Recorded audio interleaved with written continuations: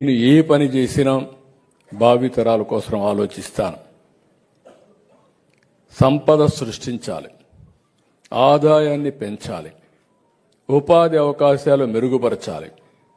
ఈరోజు మీరు చూసినప్పుడు మెడికల్ కాలేజీలు కూడా కొంతమంది కావాలని రాజకీయం చేసే పరిస్థితికి వస్తున్నారు. ఏదైతే ఈరోజు ఒక రోడ్డు ఉంది, రోడ్డు మనం ఏం చేసేది పీపీపీ మోడల్లో చేస్తాం. 10-15 సంవత్సరాలు వాళ్ళు రన్ చేస్తారు, రన్ చేసి మళ్ళీ ప్రభుత్వానికి అప్పచెప్తారు. అది ప్రభుత్వ ఆస్తి, రన్ చేసేది ప్రైవేటు వ్యక్తులు. తద్వారా ఎక్కువ పనులు అవుతాయి. నిన్న పార్లమెంటరీ కమిటీ కూడా ఒక మాట చెప్పారు.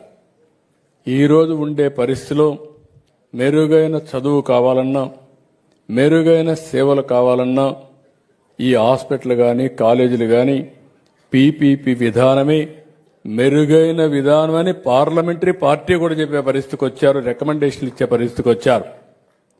అలాంటిది మనం పీపీపీ విధానంలో ముందుకు పోతే ప్రజల్ని మభ్యపెట్టడానికి ప్రైవేట్ అంటారు.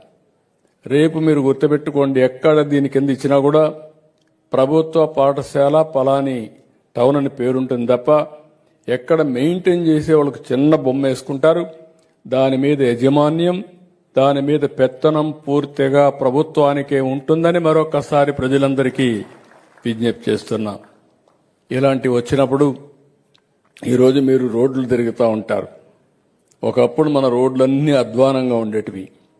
ఇప్పుడు పీపీపీ విధానం వచ్చిన తర్వాత one of the best roads వచ్చాయి, ఎయిర్పోర్ట్లు వచ్చాయి. ఇలాంటి ఒకటి కాదు, అనేక వ్యవస్థల్లో మనం ముందుకు పోయే పరిస్థితికి వచ్చాం. సంపద సృష్టించడానికి ఏకైక విధానం పీపీపీ. దీనిపైన ఇంకొక పక్కన నేను ఆలోచించింది, వీటి వల్ల ఆదాయం పెరుగుతుంది, సంపద వస్తుంది, అదే సమయంలో ఆర్థిక వ్యత్యాసాలు పెరిగిపోతాయి. కాబట్టి P4 తీసుకొచ్చాం, పబ్లిక్ ప్రైవేట్ పీపుల్స్ పార్ట్నర్షిప్ అని.